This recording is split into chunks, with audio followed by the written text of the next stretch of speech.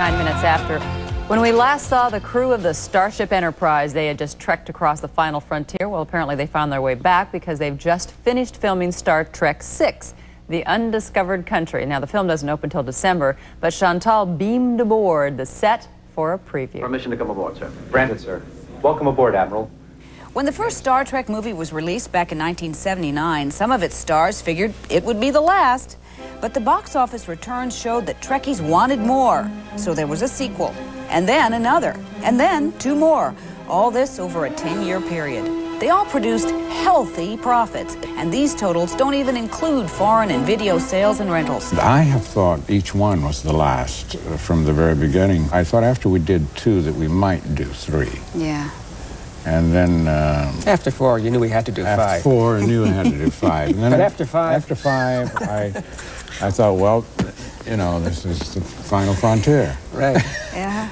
And so I was really surprised that they went to six. The original cast is back for Star Trek VI, The Undiscovered Country. I can't think of a movie where it's gone into several sequels, and every single member of the cast has come back. There's always a problem or somebody doesn't come back, but you guys, all of you, always come back.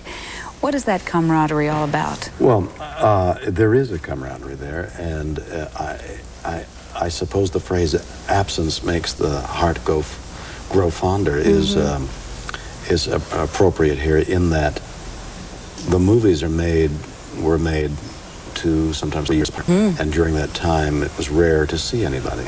And maybe Leonard and I would get together, but that's, to my knowledge, that's it. So the cast is reunited after a 2-year absence. Their characters have grown, and the storyline takes some rather unusual twists and turns. Again, they battle the dreaded Klingons under the command of Captain Kirk. The rest of the plot is being kept under wraps by the studio. One of the things that I'm very proud of about Star Trek and the Spock character is that we have not always delivered what was expected. We have often gone into departures, even when the fans said, no, don't do that, you mustn't, no, that would never, this person would never, or that ship would never, or whatever. Yes. We've done it. And it has led us into some very creative processes. There was nobody who was in favor of Spock dying in Star Trek II. There was nobody who was in favor of destroying the Enterprise in Star Trek III. Yet we did it, and Star Trek IV became our most successful film somehow. So it didn't seem to do us any damage. On the contrary, I think it led us into fresh paths of thought and creative process as a result. And I hope that that's what's going to come out of this film as well. But even the television series of Star Trek broke new ground. Michelle Nichols realized that when she was hired as Commander Uhura 25 years ago. Search progressing. I was the first black person in a non-stereotypical role. This was a role that was not a woman's role. This was a role that was not a black person's role. Yes. This was a role for a communications officer.